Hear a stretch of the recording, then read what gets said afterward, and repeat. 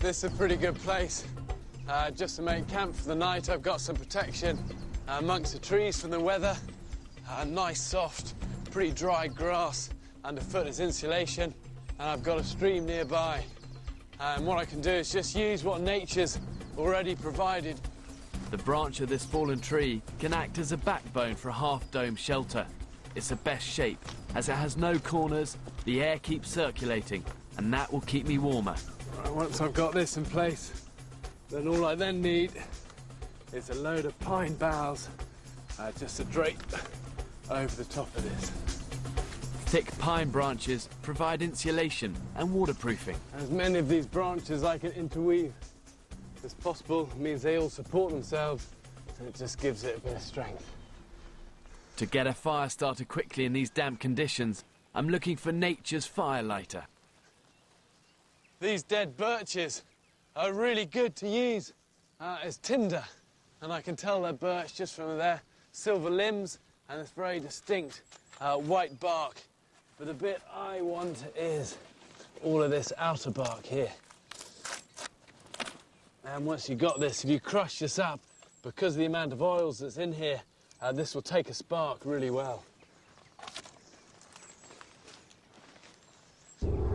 It's going to be another night of sub-zero temperatures, and I need to reflect the fire's heat into my shelter.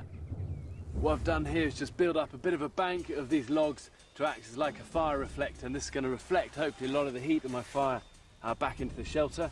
I've got a base here of wood, and the idea of this is to lift the fire off the wet ground and also allow the air to circulate. Pile of kindling, and then this birch tinder. And what I'm doing here is just scraping off the outer bark into like shavings. It's almost like big sawdust, but it's this that's going to ignite really easily. Get my flint, and I hope this goes.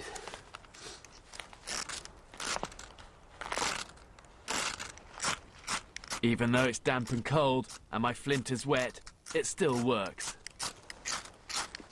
Okay, here we go. Give it lots of oxygen. Whoa, don't put them out. There we go.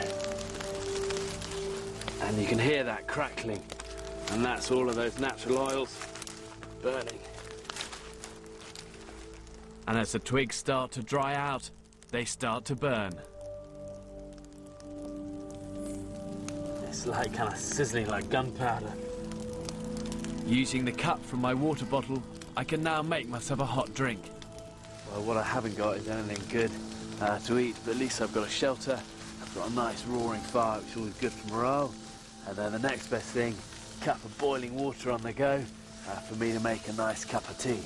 And all I need to do is grab some of these pine needles, turn them off, and then put that into the mug.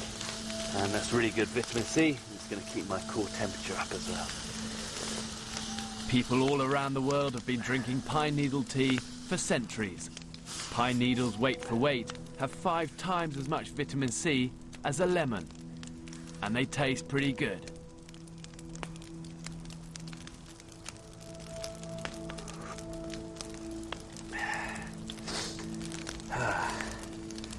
That's better. There's no clouds, and it's a cold night. But this pine wood creates an intense fire.